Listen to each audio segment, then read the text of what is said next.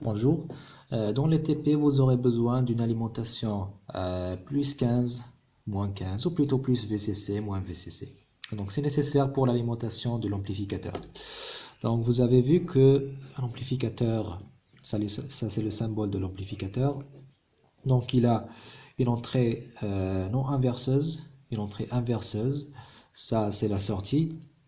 Et là, il y a, ce sont les entrées d'alimentation. Donc là, c'est... Donc, en général, on fait là, ça c'est connecté à plus 15 volts. Et là, c'est connecté à moins 15 volts. D'accord? En général, c'est plus VCC. Et ça, c'est moins VCC.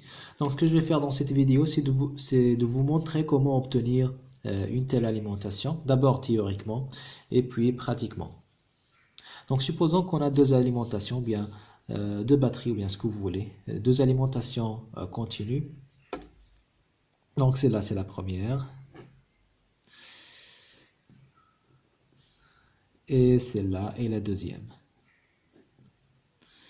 D'accord? Donc, supposons que j'ai là plus 15. Ça, c'est 15 volts. Et ça, c'est 15 volts. Donc là, j'ai ça, c'est le plus. Et ça, c'est le moins. Ça, c'est le plus. Et ça, c'est le moins.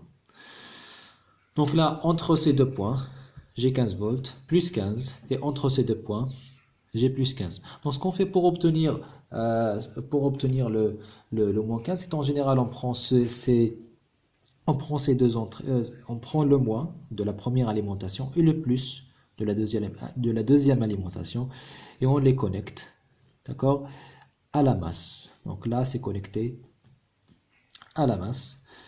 Et là, de cette façon, j'aurai là, donc c'est quoi le potentiel dans ce point?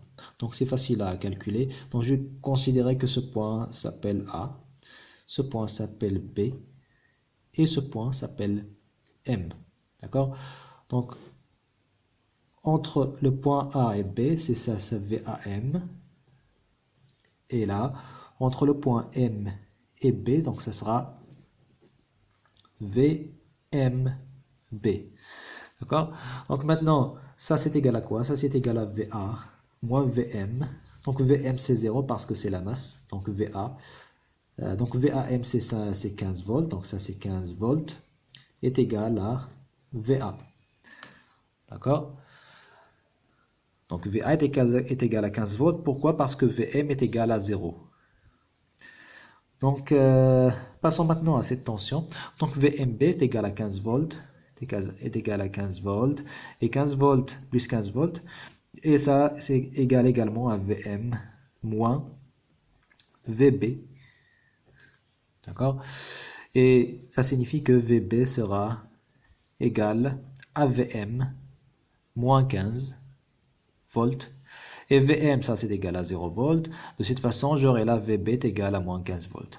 D'accord? De cette façon, j'aurai obtenu dans ce point B moins 15 et dans ce point A plus 15.